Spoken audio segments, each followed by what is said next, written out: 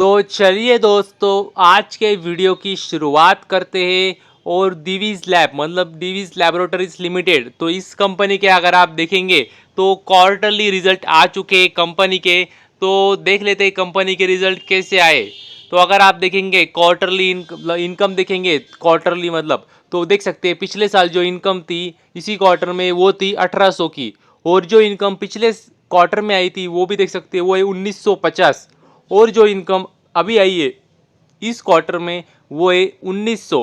तो मतलब देख सकते हैं अगर आप इनकम का कंपैरिजन करेंगे तो ईयरली आप देखेंगे थोड़ी सी ग्रोथ आई है, स्लाइटली ग्रोथ है इनकम में ईयरली।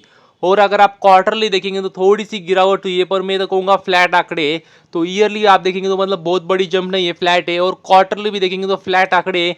तो इनकम में तो मतलब कुछ ऐसा कुछ अनएक्सपेक्टेड नहीं आया, एकदम फ्लैट आंकड़े सेम आंकड़े आए।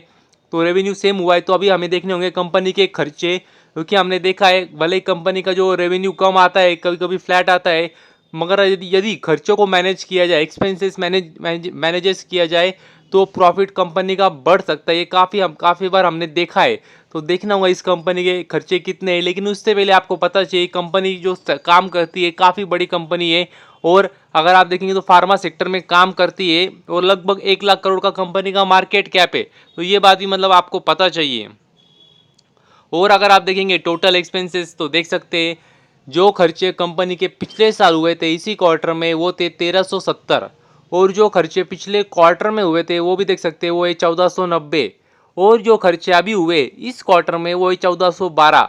तो मतलब देख सकते हैं खर्चे भी कंपनी के अगर आप देखेंगे तो ईयरली भी देख सकते हैं फ्लैट है, क्वार्टरली भी देखेंगे तो फ्लैट है। मतलब कोई ऐसी गिरावट भी नहीं है और ना बढ़ोतरी हुई है कंपनी के ना खर्चों में और ना रेवेन्यू में।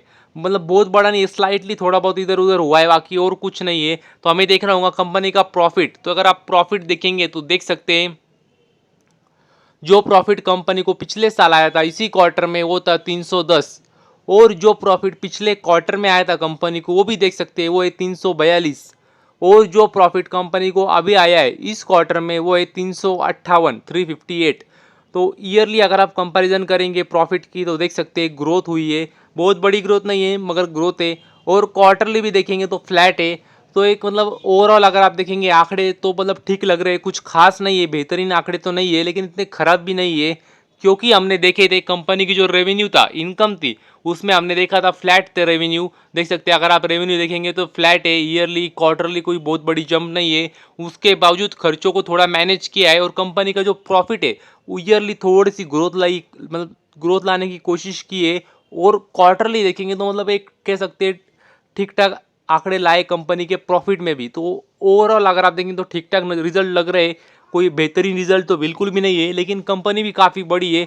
तो इससे भी आपको अंदाजा आना चाहिए बहुत बड़ी ग्रोथ भी नहीं आ सकती है कंपनी में।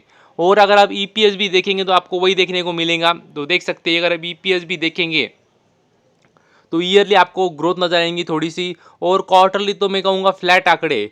तो अभी मंडे के दिन देखना होगा शेयर में कैसी रिएक्शन आती है, जिससे आपको अंदाजा आ जाएगा कि मार्केट को रिजल्ट कैसे लगे, अच्छे लगे या बुरे लगे। तो बस अभी के लिए इतना ही। Thank you very much. और भी ऐसे ही वीडियोस देखते रहिए।